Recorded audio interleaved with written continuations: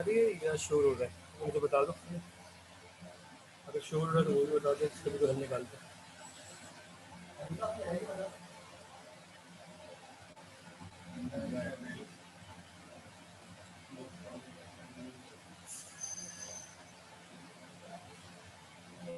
शोर हो रहा है, ओके, एक मिनट देगा मुझे।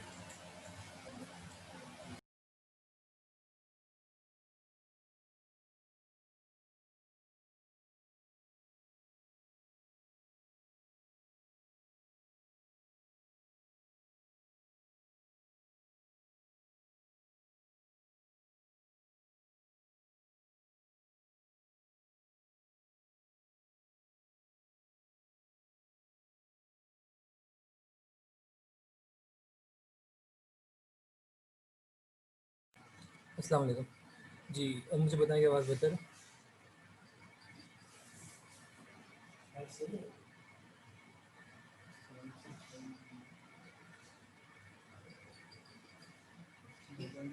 ओके,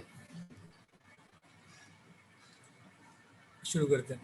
बिस्मिल्लाह। जी, तो हमने जो लास्ट चीज़ देखी थी वो ये थी कि गुड्स की classification, normal goods, inferior goods और डिफरेंट गुड्स।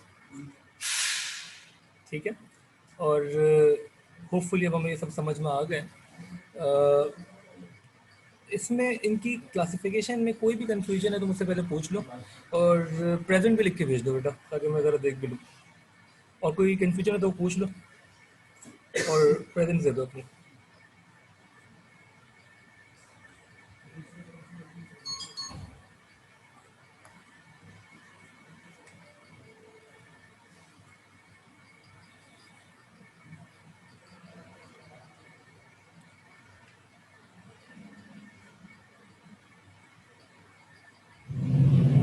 बाकी लोग अभी शुरू नहीं हुआ है मेरे ख्याल से।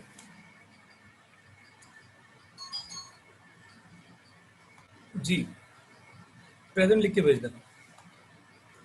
क्लास शुरू कर रहे हैं हम लोग।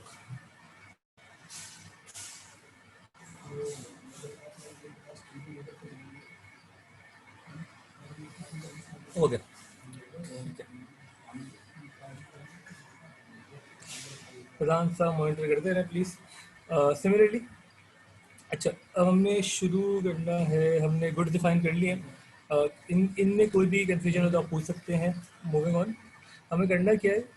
डिफरेंट गुड्स को हमने डिफाइन किया था कि, अच्छा, ये डायग्राम्स ही होपफुली सबके समझ में आ गई हैं, आपने बना भी ली थी।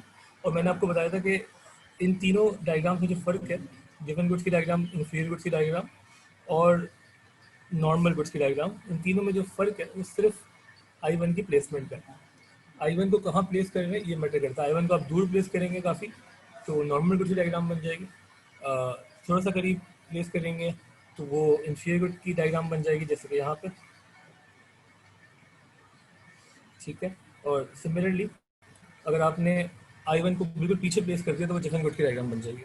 ठीक है, करना आपने वही है कि आपने जो आपका नया बजट लाइन है उसको इन्वर्ट शिफ्ट करना है parallelly to show the elimination of your income effect. ठीक है, तो आपको उस वहाँ पे जो पॉइंट मिलेगा वो आपको बताएगा कि this is where you would have reached if there was no income effect involve. तो वो आपको बताएगा कि सब्स्टिट्यूशन इफेक्ट की वजह से आप कहाँ तक पहुँचे। ठीक है, मूविंग ऑन। अच्छा, एक चीज़ और कि डिफरेंट गुड्स को मैंने बताया था, इसका डिमांड कर्व कैसे बनेगा, क्योंकि यहाँ पे ये रिलेशनशिप है कि प्राइस कम होने से क्वांटिटी डिमांडेड कम हो रही है, तो इनका जो डिमांड कर्व है वो अपवर्ड स्लोपिंग बनेगा। ठीक है, ये इस तरीके से डिमांड कर्व बनेगा डिफरेंट गुड्स का, क्वांटिटी ओरिजिनल प्राइस। ठीक है, ये डिफरेंट गुड्स के बारे में जो सवाल है कि वो कौन से गुड्स में क्या होते हैं, तो आपको देखिए, अपवर्ड स्लोपिंग डिमांड कर्व ना दो तरीके के गुड्स का बन सकता है। मैं आपको बता दूं किस तरीके का। ऐसा कोई गुड है आपके जहन में कि जिसकी प्राइस में इंक्रीज आए तो लोग उसे ज़्यादा खरीदना शुरू हो जाए, प्राइस बढ़े तो लोग उसकी क्वांटिटी ज़्यादा खरीदना शुरू हो जाए? आपके जहन में कोई एग्जाम्पल है?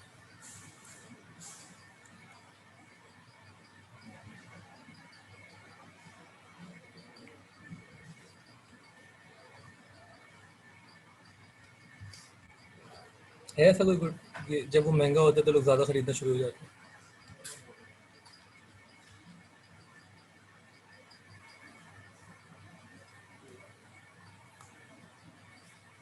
आईफोन, सही।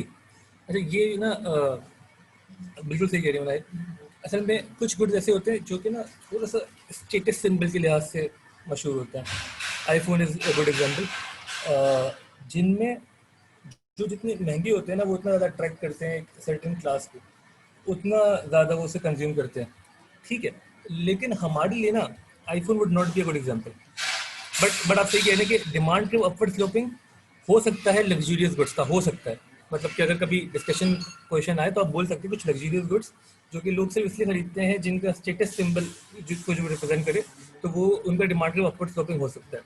ठीक है, बट वो हम डिफरेंट गुड्स नहीं कहेंगे उनको। सही है, डिमांड के अपवर्ड स्लोपिंग हो सकता है उनका। सिमिलरली एक जो और इम्पोर्टेंट स्पेकुलेटिव गुड्स, एक तो मैं लिख दूँ यहाँ पे, एक सेकंड यहाँ कर देते हैं कि अपवर्ड स्लोपिंग डिमांड कर्व जो है वो किन का हो सकता है।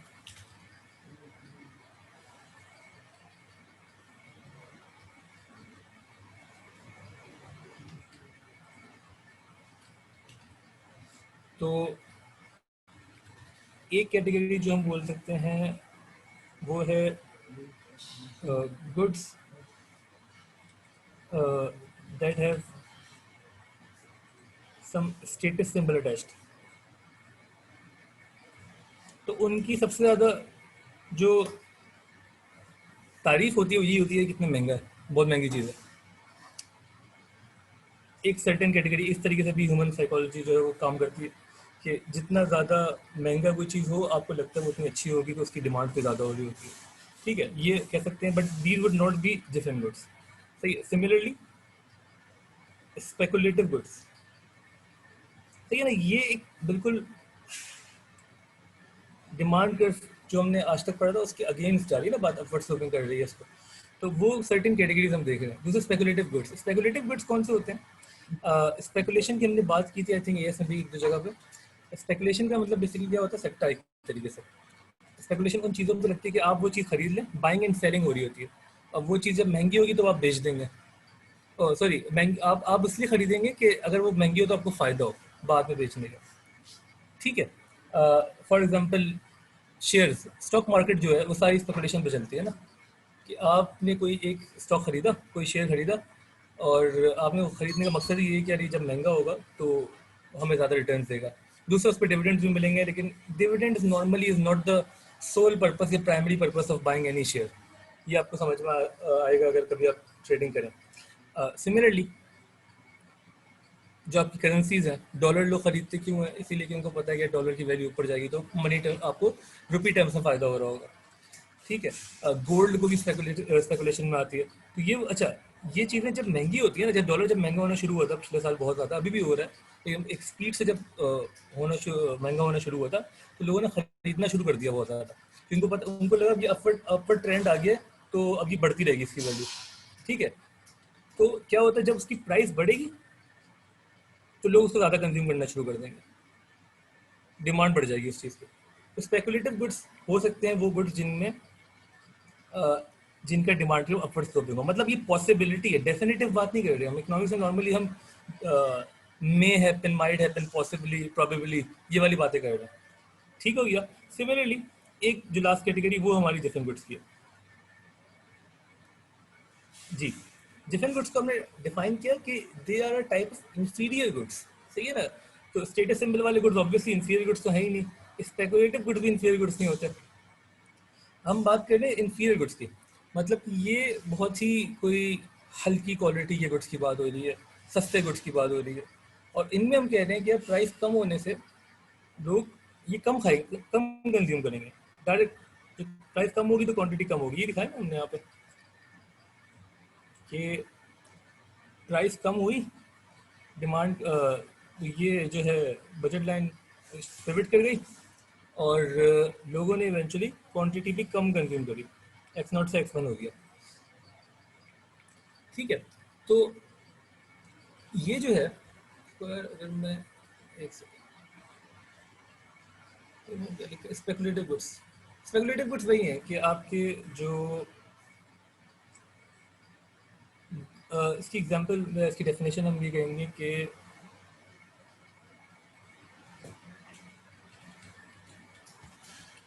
स्पेकुलेटिव गुड्स हम वो करेंगे कि goods that are purchased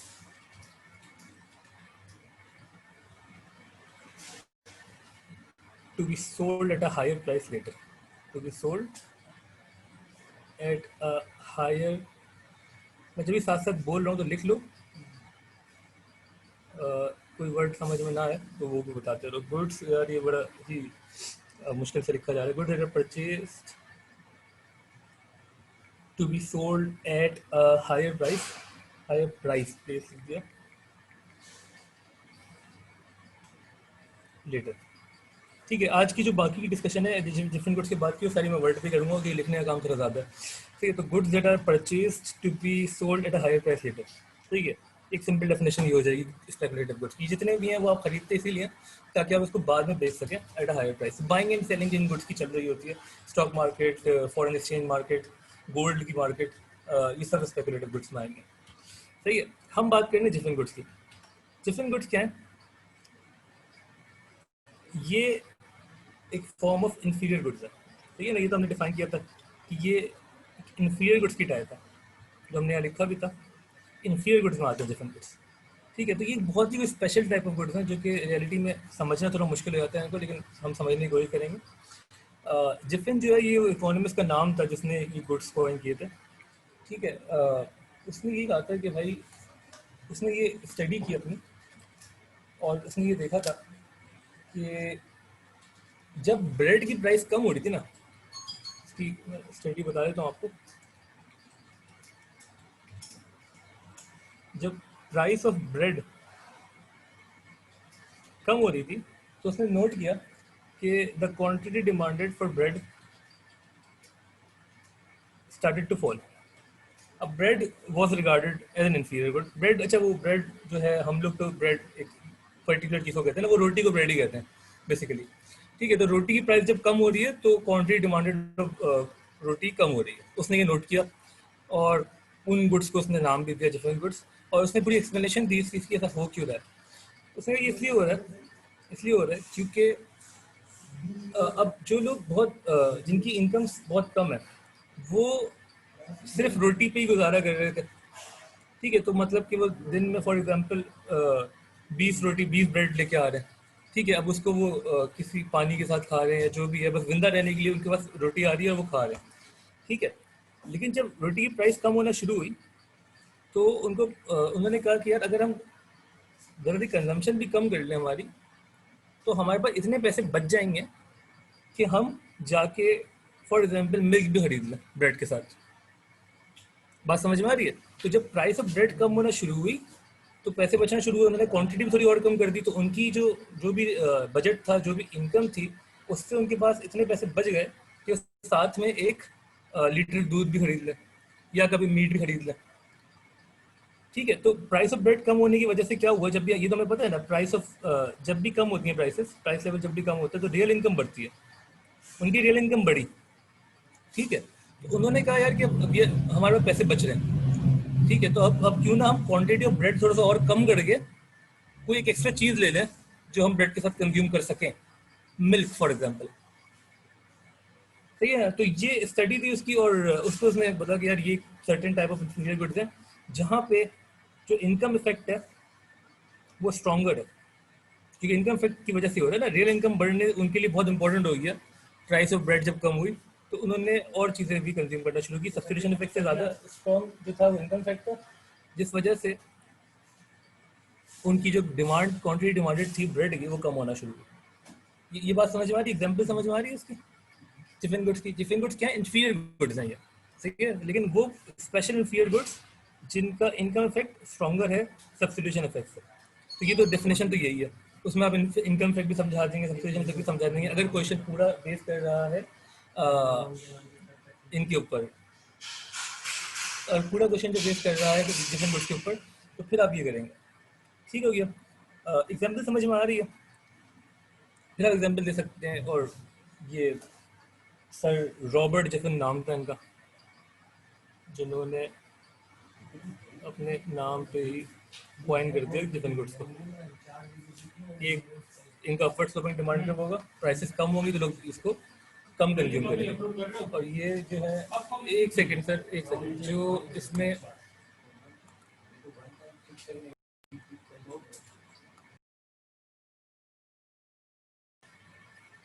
ji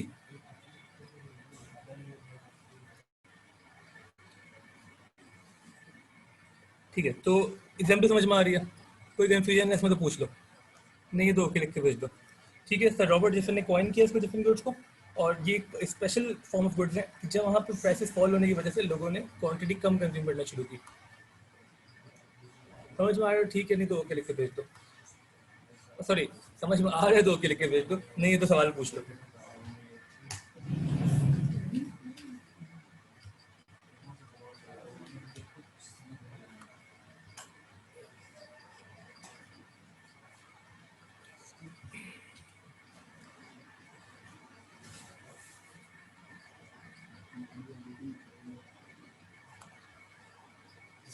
okay ठीक है, तो ये बेसिकली हमारे लिविंग गुड्स हैं, स्पेशल गुड्स हैं। ठीक है, इसके ऊपर क्वेश्चन आए हैं, ठीक है, तो इसलिए आपको पता होना चाहिए, डायग्राम भी आनी चाहिए इसकी। कोई भी कन्फ्यूजन है तो आप पूछ सकते हैं। ठीक है, मूविंग ऑन, जो नेक्स्ट चीज़ हमने करनी है, वाइंड अप करना है चैप्टर को हमने आज इंशाल्लाह। तो उसके लिए हम ज़रा सा वर्ड डॉक्यूमेंट खोल लेते हैं, ये कुछ चीज़ें लिखनी है। आपने साथ साथ कॉपी करना है इन चीज़ों को, मैं टाइप करूँगा।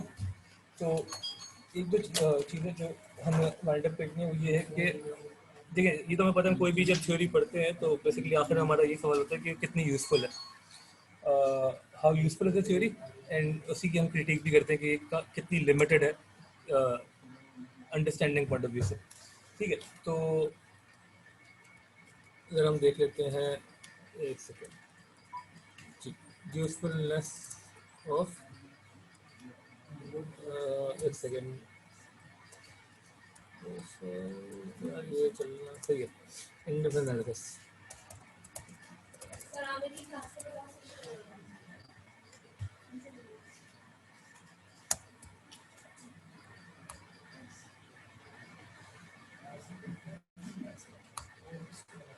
ठीक है,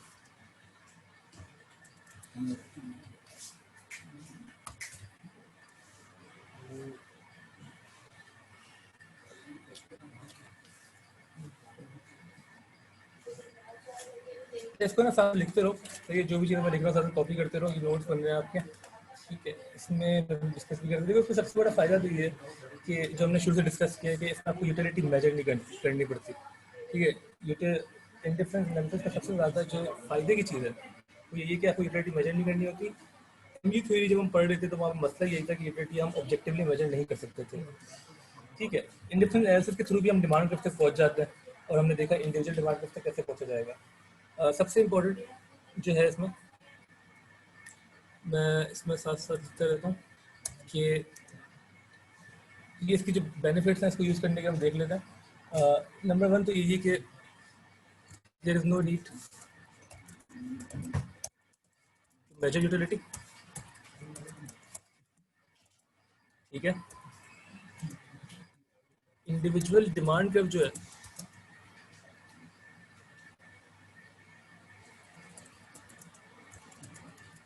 कैन बी डिराइव्ड। ठीक है, अच्छा, इससे इससे ऊपर हम एक चीज़ और लिख लेते हैं, it explains the behaviour of a rational consumer.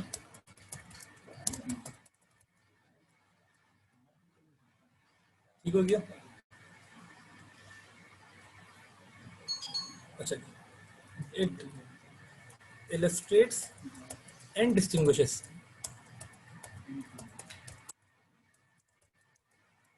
income effect and substitution effect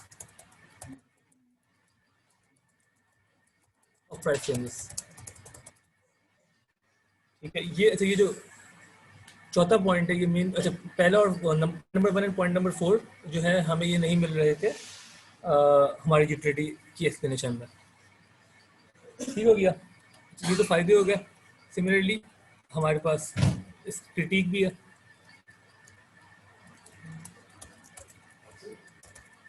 ji, benefits में कोई कंफ्यूजन है पूछ लो। इसको इसी तरीके से साथ साथ लिखते भी रहो।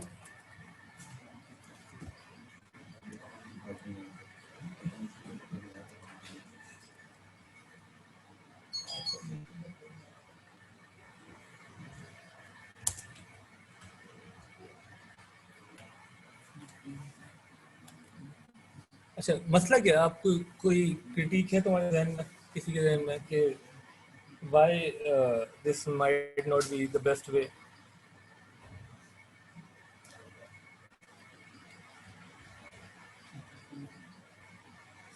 इंडिफरेंस एनालिसिस सबसे बड़ा मसला क्या है? क्यों आपके जहन में कोई प्रॉब्लम, अगर कुछ समझ में आया है? सर के बजट लाइन पे जो पॉइंट चूज करना होता है वो मर्जी से सबसे बड़ा करना मसला जो है ना इसमें वो यही है कि इन रियलिटी ना इंडिफरेंस कर्व बनाना बड़ा मुश्किल काम है। आप कैसे बनाएंगे? मतलब कि आप इसकी जो प्रैक्टिकल इम्प्लीकेशन है ना, वही सबसे बड़ा मसला है। मतलब हमने स्टार्ट तो किया ये बोल के कि भाई सही है, यूटिलिटी में नहीं करनी होगी, आप सिर्फ कुछ कॉम्बिनेशन सोच लें जो आपको exact same level of satisfaction दे रहे हैं। लेकिन ऐसे कॉम्बिनेशन सोचना हर चीज़ के लिए इज़ नॉट पॉसिबल। तो हम क्या कहना चाह रहे हैं कि in practice it is virtually impossible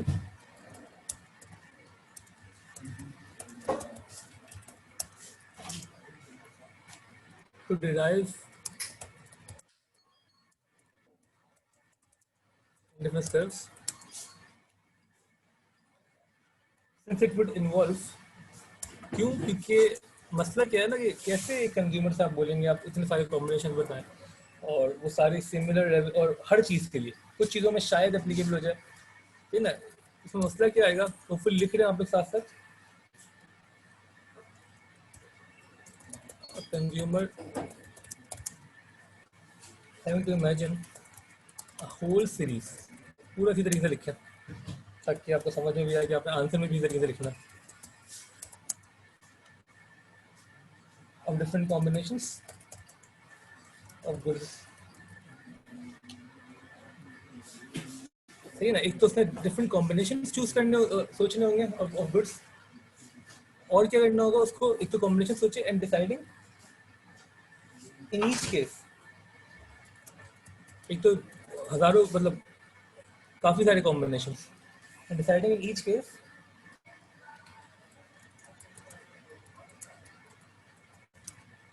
whether a given combination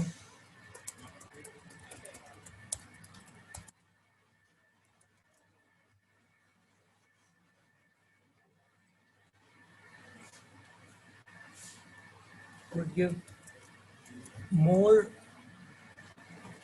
equal or less satisfaction than other combinations। ये बात समझ में आ रही है ना? ये रियलिटी में ये हो रहा होगा पूरा। क्या बोलेंगे आप? सारे डिफरेंट कॉम्बिनेशन बताएं और एक वो तो एक बताएगा डिफरेंस कर्व कि यार ये सारे जो है ये मुझे सेम सेटिस्फेक्शन दे रहे हैं। अब बाकी कॉम्बिनेशन जैसे आप बोले यार 4 एप्पल एंड 5 ऑरेंजेस मुझे एक सर्टेन लेवल सेटिस्फेक्शन दे रहे हैं। अच्छा, अगर 5 एप्पल एंड 4 ऑरेंजेस हो वो सेम देंगे, लेस देंगे, इक्वल देंगे, वो आप मतलब अगले वाले इंडिफरेंस कर्व पे बनाए या पिछले वाले बनाएंगे, सेम पे पॉइंट प्लॉट करें। और सिमिलरली आपने ये हर कॉम्बिनेशन के लिए सोचना है। तो practically doing this for all goods is literally impossible. ये थ्योरेटिकल एक्सप्लेनेशन के लिए तो काफ़ी सही है, लेकिन इसको इसकी प्रैक्टिकल इम्प्लीकेशन बहुत लिमिटेड है। ठीक है ना? ये बात समझ में आ रही है? अच्छा, दूसरा मसला, गुड्स की कैटेगरीज भी अजीब सी होती है ना। हर गुड जो है वो आप इंडिपेंडेंट ऐसे कर नहीं सकते। फॉर एग्जांपल कुछ ऐसे गुड्स हैं जो आप कंज्यूम कर रहे हैं सिर्फ एक बार, जैसे कि गाड़ी फॉर एग्जांपल। अब आप क्या है, मुझे एक गाड़ी तो चाहिए घर के लिए एटलीस्ट। अब ये तो नहीं है कि अगर मैं उसे कंपेयर कर रहा हूँ किसी और गुड के साथ तो मैं देखूँ अच्छा गाड़ी की कंजम्पशन बढ़ाता रहूँ, मतलब मुझे 4 गाड़ियाँ भी और किसी दूसरी चीज़ से मैं कंजम्पशन कम करता रहूँ, कि हम एक को कंज्यूम ज़्यादा कर रहे हैं तो दूसरे को कम करें। दूसरी चीज़ हमारे लिए गाड़ी के साथ हम किससे कंपेयर कर सकते हैं? क्योंकि गाड़ी इज़ अ ड्यूरेबल आइटम। हमने ड्यूरेबल और नॉन ड्यूरेबल की बात की थी ओ लेवल में। ड्यूरेबल वो है जो एएस में भी की थी, जो आइटम जो हमारे पास मोर देन अ ईयर रुकते हैं। ठीक है, तो इनकी कंजम्पशन आप एप्पल और ऑरेंजेस की तरह चेंज नहीं कर सकते। इनकी तो आपको एक ही कंज्यूम करना है। ठीक है ना। वॉशिंग मशीन आपने एक ही लेनी है घर के लिए, टेलीविजन फुल एक ही लेना है आपने घर के लिए, तो उसको हम किस तरीके से मैच करेंगे इंडियन फाइनेंस पे, वो बड़ा मुश्किल हो जाएगा। ठीक है, आप ये नहीं कर सकते कि उसको आप ट्रेड ऑफ करते रहें बाकियों के साथ, वो तो आपने खरीदने ही है। तो इसको भी लिख लें।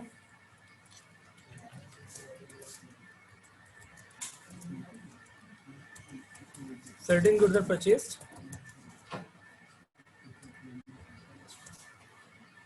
ये तुलना ओनली नाउ एंड अगेन, ठीक है, and then only one at a time, ठीक है। ड्यूरेबल गुड्स करता है इसको आगे। तो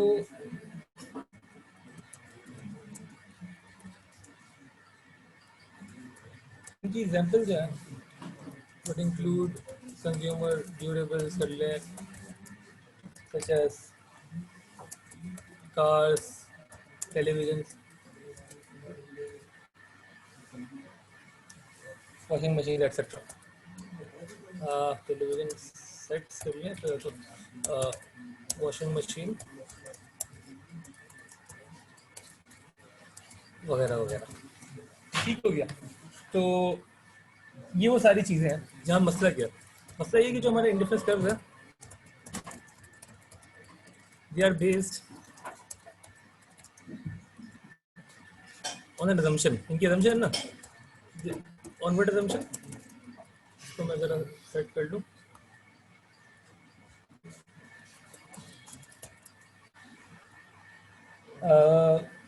That marginal increases in one good can be traded off, ये हम बात कर रहे थे ना, can be traded off against marginal decreases in another। हमारी assumption ये है कि अगर हम एक गुड की कंजम्पशन ऑफ यूनिट्स में इंक्रीज की, यूनिट्स लिखे होते हैं हमने एक्स और वाई पे, तो हम अगर बोलें कि हम जो है घर में ब्रेड ज़्यादा ले रहे हैं, तो क्या उसको हम ब्रेड के यूनिट्स बढ़ा के ट्रेड ऑफ कर सकते हैं कि हम गाड़ी के यूनिट्स कम करते हैं? हम ऐसा नहीं कर सकते। जो कंज्यूमर ड्यूरेबल्स हैं वो इन डिफरेंट एनालिसिस में सही से नहीं आएंगे, ठीक है। तो उन गुड्स के लिए ये सारी सिचुएशन थियोरेटिकली भी समझना बड़ा मुश्किल है, प्रैक्टिकली तो बहुत दूर की बात है। तो ये एक बड़ी लिमिटेशन है इन डिफरेंट एनालिसिस की। ठीक हो गया, लिख रहे हैं इसको साथ साथ आप लोग। बाकी जो लिमिटेशंस हैं वो तो वो हैं जो कि आप कहीं भी यूज़ कर सकते हैं, जिनमें सबसे बड़ी क्या कि consumers may not behave rationally. Consumer जो है ज़रूरी नहीं है कि रैशनली बिहेव करें, और उनकी जो बाइंग है, एक सेकेंड,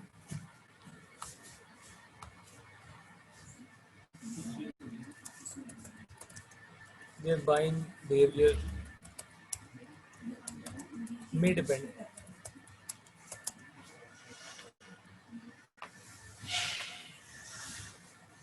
on एडवर्टाइजमेंट कर लेंगे। एडवर्टाइजमेंट के लिए अलग पॉइंट बना लेते हैं क्योंकि वो हमने समझाना है। तो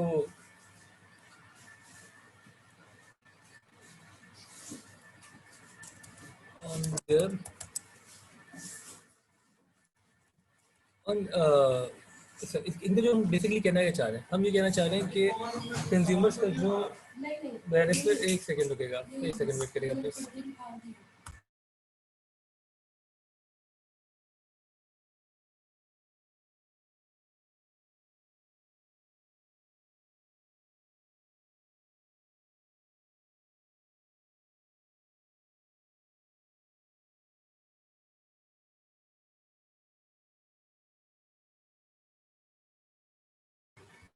जी ठीक है, तो हम बेसिकली ये कहना चाह रहे हैं consumers may not be rationally, is they may their behaviour bind behaviour may depend on certain averages. जिस तरीके से आपने कोई चीज़ देख ली कि आप सुपर स्टोर गए थे कि आपने घर के लिए कोई राशन लेना था, लेकिन वहाँ पे आपको चॉकलेट बॉक्स दिख गया तो आपने वो भी कंज्यूम कर लिया।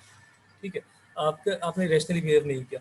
आप सिमिलरली ये जो डिस्प्ले होते हैं ना, ये चॉकलेट से ज़्यादा है कि जितने भी सुपर मार्केट्स होते हैं, अगर आप उसमें ज़रा गौर करें तो जहाँ पे आपका कैश काउंटर होता है, तो आप देखिएगा कि जो सस्ती चीज़ें और वो जो यूजुअली बच्चे खरीदते हैं, different types of candies for example, वो आपको साथ में रखी हुई मिलेंगी कैश काउंटर के। उसका रीज़न ये होता है कि बच्चों को की नज़र वहाँ जाए और वो उस वक्त डिमांड करें उस चीज़ को, क्योंकि वो रैशनली नहीं सोच रहे होंगे कि हमें ये चीज़ चाहिए नहीं चाहिए, हमारी इनकम कितनी है एंड सो ऑन, जो हम सारी बातें कर रहे हैं। ठीक है, तो रैशनल बिहेवियर जो है वो ज़रूरी नहीं है कि हर वक्त हो कंज्यूमर्स के पास। और इसी पॉइंट को हम जो है वो एक्सप्लेन करेंगे फर्दर हमारे चौथे पॉइंट में। वो क्या है, वो बेसिकली हम ये कहना चाह रहे हैं कि जो आपकी एक्सपेक्टेशंस हैं, जो हमने पहले ही बात की थी यूटिलिटी थ्योरी के वक्त, ठीक है, कि कंज्यूमर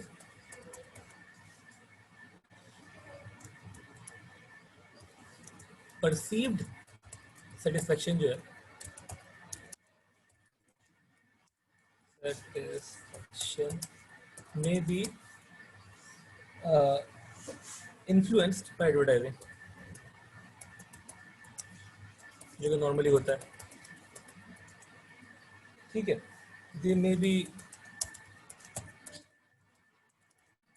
डिसअपॉइंटेड, डिसअपॉइंट भी सकते हैं, और हो सकता है कि प्रेजेंट भी सरप्राइज्ड।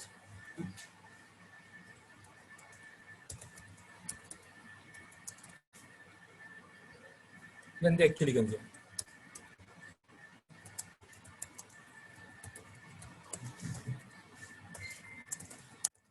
इसमें बेसिकली इस पॉइंट में जो हम बात करना चाह रहे हैं,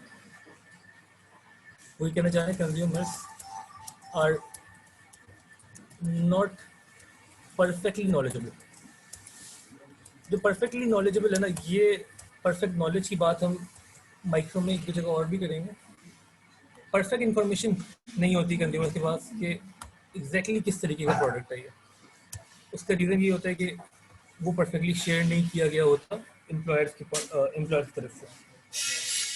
ठीक है, तो जो आपका ऑप्टिमल कंजम्पशन पॉइंट है,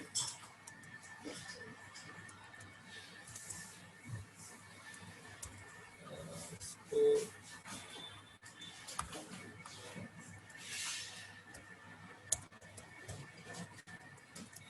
द ऑप्टिमल कंजम्पशन पॉइंट जो कि हम रखना चाह रहे हैं, जो कि हम बार बार दिखा रहे थे अपने ग्राफ के through, this may not in practice give consumers the maximum satisfaction। सही है ना, maximum satisfaction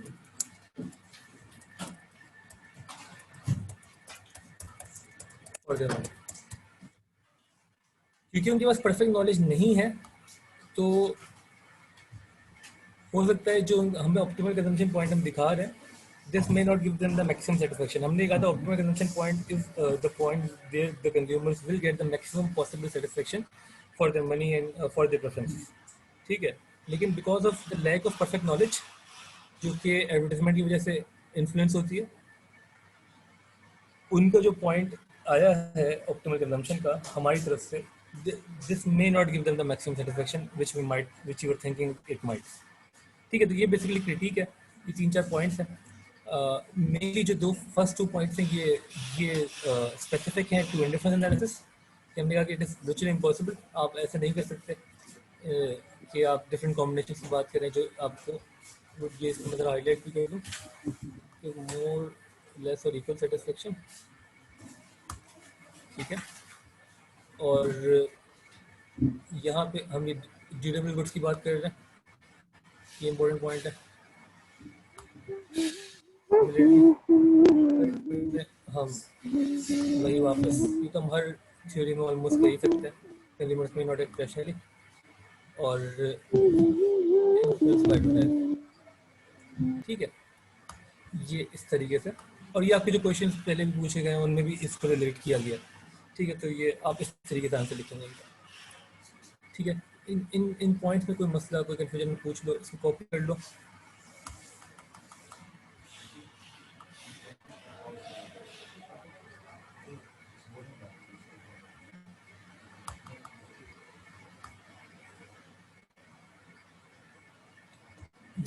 कोई कंफ्यूजन है पूछ लो, नहीं तो ओके के भेज दो।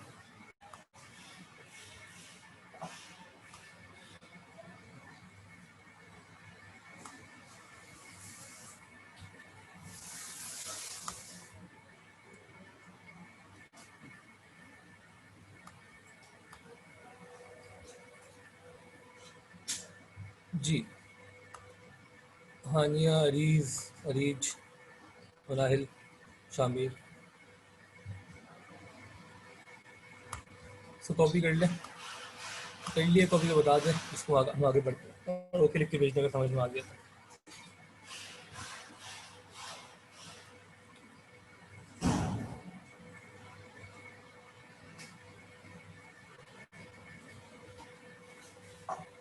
ठीक है, इस तरीके से क्रिटिक नहीं है आपने, और ये जो क्रिटिक है ये आप इनमें जो लास्ट 2 पॉइंट्स हैं ये आप उसमें भी यूज़ कर सकते हैं, यूटिलिटी थ्योरी की क्रिटिक में। तो यूजफुलनेस जो है बस ये है, इसमें जो पॉइंट 1 और 4 है ये ज़्यादा इंपॉर्टेंट है।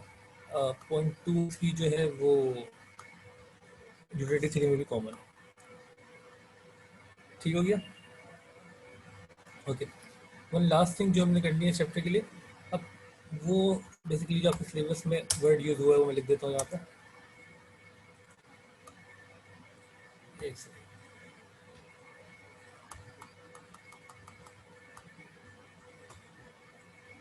ठीक है, तो वो बेसिकली बात हो रही है बिहेवियरल इकोनॉमिक्स की।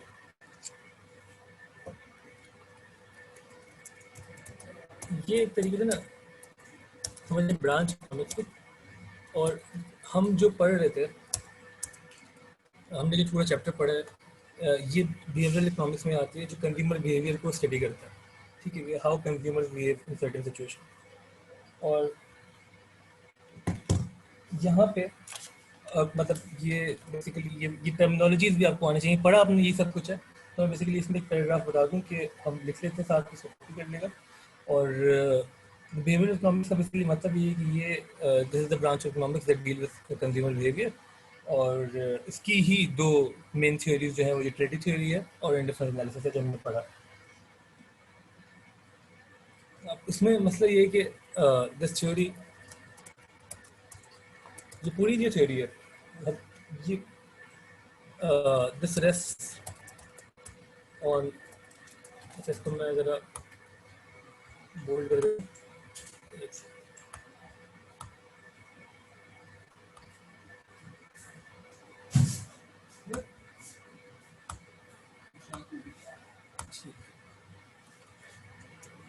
तो ये जो है ये पूरी theory this rest on the critical assumption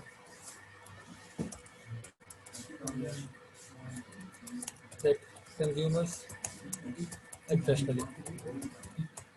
सबसे बड़ी assumption इस पूरी थ्योरी की है कि कंज्यूमर एक्ट रैशनली। ठीक है, इसका मतलब क्या है? दिस मीन्स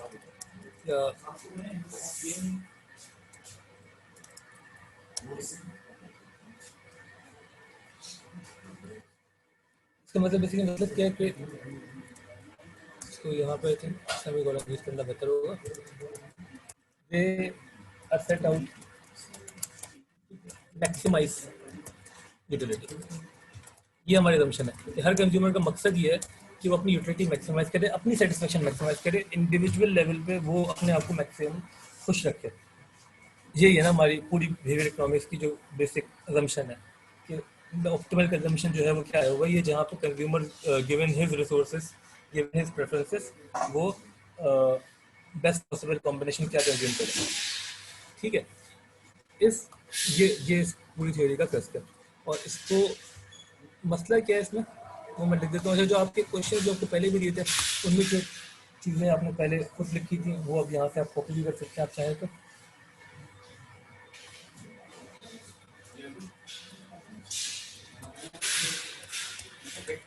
तो ये पूरी ब्रांच इकोनॉमिक्स है। यहाँ पे आपको हो सकता है कि जब आप इकोनॉमिक्स में अगर बैचलर्स करने जाए तो आपका पूरा एक कोर्स ऑफ बिहेवियर इकोनॉमिक्स के ऊपर। ठीक है, सिमिलरली अगर आप मास्टर्स करने जाएँ या PhD लेवल पे जाएँ तो आप इस नहीं मास्टर्स में आप बिहेवियर इकोनॉमिक्स में ही पूरा मास्टर्स कर सकते हैं अपना। और PhD लेवल पे तो खैर वो इसके अंदर भी जो एक पर्टिकुलर एक थ्योरी के ऊपर आप पूरी रिसर्च करते रहेंगे। जितना आगे बढ़ते रहेंगे, अभी आप ज़्यादा चीज़ें पढ़ रहे हैं उतनी आपकी चीज़ें जो हैं वो श्रिंक होती रहेंगी, उसकी डिटेल बढ़ती रहेगी। ठीक है। तो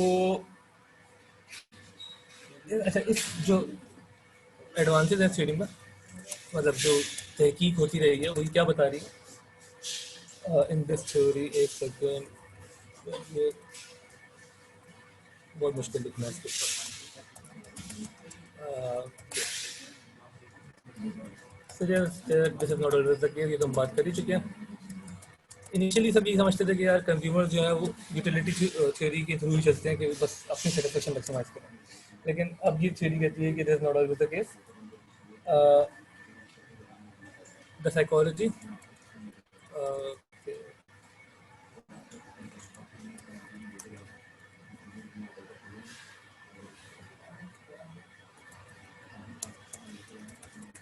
of human decision making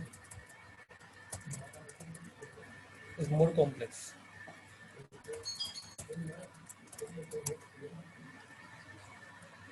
than simple desire to maximize utility। यानी लिखो इसी तरीके से यार, चूंकि आंसर्स में भी कुछ इसी तरीके से आपने बातें करनी है, ठीक है। ये तो बहुत हमने सिंप्लीफाई कर दिया था ना चीज़ों को कि यार आपने सिर्फ यूटिलिटी मैक्सिमाइज करनी है।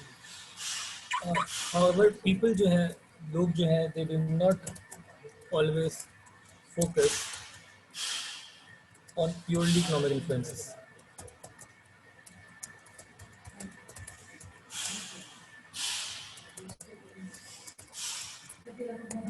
But they may act on impulse.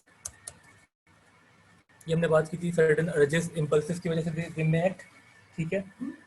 और in response to their feelings, जो फीलिंग्स है इंसान की, वही सारा जो थ्योरी उसे ख़राब कर रही है। और in response to their feelings, in response to their feelings.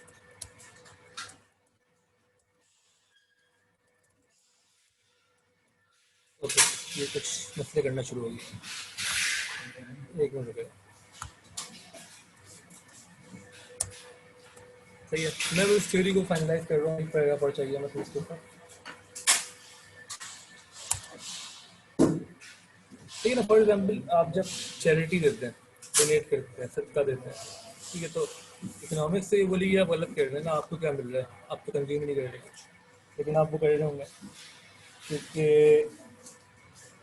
जहाँ पे this behavior is not being explained by the utility theory or the independent analysis. However, this is purely motivated by your sense of uh, duty, या जो आपको खुशी शायद मिले। अच्छा, कुछ लोग ये करते हैं कि इसको भी कहते हैं, ये भी वही है, यूटिलिटी ही है, ये भी आप उसमें नहीं कर रहे हैं, इसी पर बात करते हैं। This can lead them to take decisions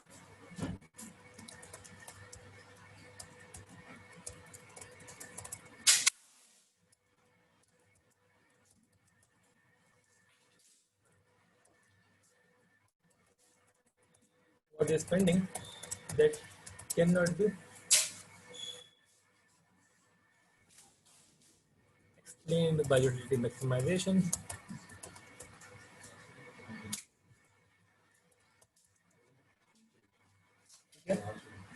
जिनमें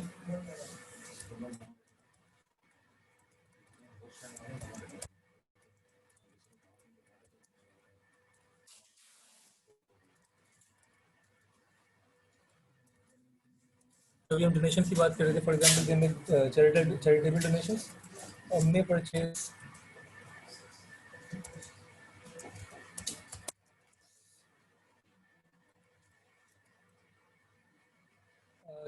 may purchase more of, हाँ, may purchase more of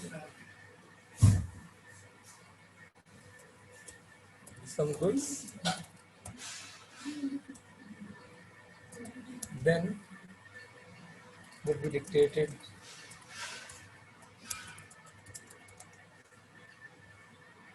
by rational economic behavior।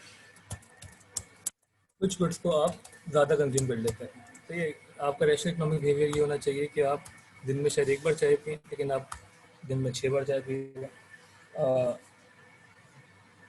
या फॉर एग्जांपल, आपको रैशनल ये होना चाहिए कि आप चीज़ों को कंज्यूम करें जिनसे आपको फ़ायदा हो, लेकिन आप उनकी ज़्यादा कंफ्यूज करना शुरू कर दें, इट्स ओके।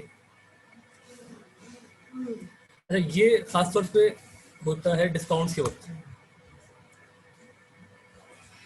यार इसको मैंने इसलिए बोरिंग किया था ताकि तुम लोग लिखते रहो साथ साथ, मुझे पता था लिखने का बहुत ज़्यादा काम है, तो मैं इसीलिए ये क्लास थी नोट मेकिंग की। ठीक है, इसको हम खत्म कर रहे हैं बस 2 मिनट में, और मैं इसको बस फाइनलाइज करूँगा।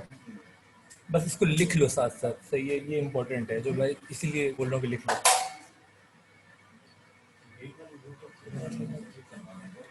ठीक है, फाइनली अच्छा ये जो लास्ट पॉइंट था कि डिस्काउंट्स वाला,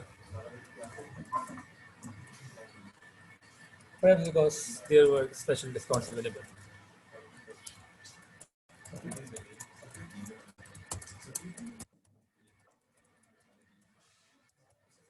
ठीक है, बस यही है हमारा चैप्टर।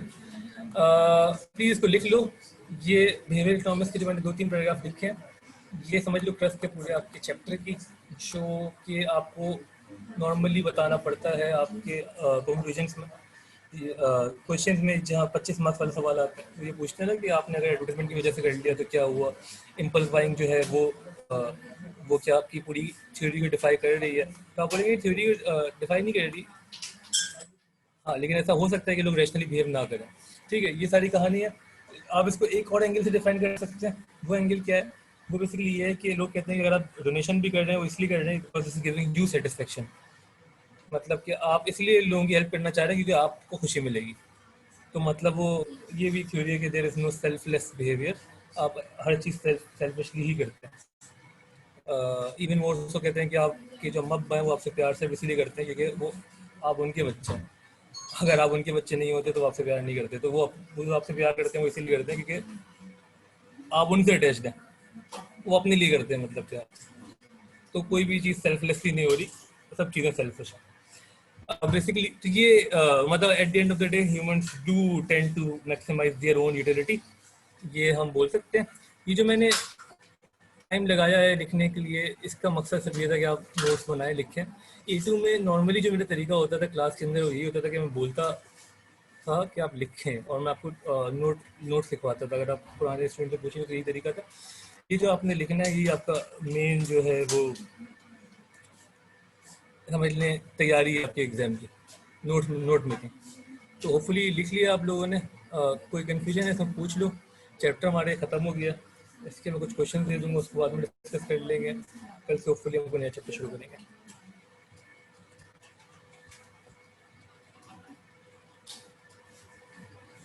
ठीक है, हम क्लास ख़त्म कर रहे हैं।